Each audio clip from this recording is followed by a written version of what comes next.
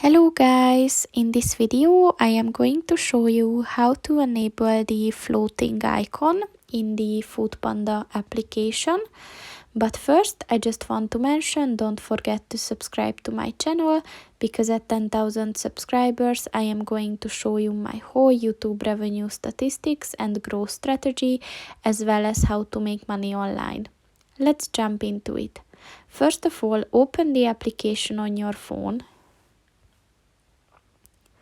Then click on the three lines at the top of the page on the left. And then click on the settings button. And then at the settings section, click on the white circle next to the show floating icon button.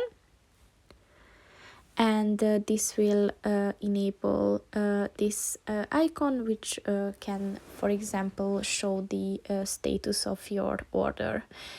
And once it turned pink, this function is enabled. So that's pretty much it for this video, guys. See you in the next one. Goodbye.